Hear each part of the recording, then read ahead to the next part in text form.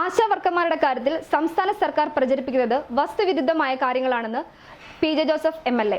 മറ്റു പല സംസ്ഥാനങ്ങളിലും കേരളത്തേക്കാൾ ഉയർന്ന പ്രതിഫലം ആശാ വർക്കർമാർക്ക് ലഭിക്കുന്നുണ്ട്.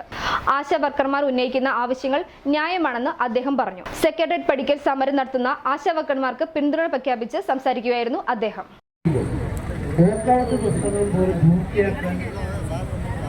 സമ്മതിക്കാത്ത ഒരു പശ്ചാത്തലത്തിൽ ഇന്ന് സഭ ബഹിഷ്കരിച്ചാണ് പ്രതിപക്ഷം ആശാവർക്കർക്ക് എല്ലാ പിന്തുണയും പ്രഖ്യാപിക്കുന്നു. അവിടെ ആരോഗ്യമന്ത്രി പറഞ്ഞ കണക്കും ഒക്കെ തെറ്റാണ്. ഏറ്റവും കൂടുതൽ കേരളത്തിലാണ് കർണാടകത്തിൽ 10,000 രൂപ പ്രഖ്യാപിച്ചു, മറ്റ് പല സംസ്ഥാനങ്ങളിലും പ്രഖ്യാപിച്ചിട്ടുണ്ട്. കേന്ദ്രം തരേണ്ട തുക സമയത്ത് നൽകിയില്ലെങ്കിൽ അത് നൽകുമെന്ന് പറഞ്ഞ അവരും രംഗത്തുണ്ട്. സംസ്ഥാന ഗവൺമെന്റ് ചെയ്യേണ്ട കാര്യമാണ് ഇപ്പോൾ.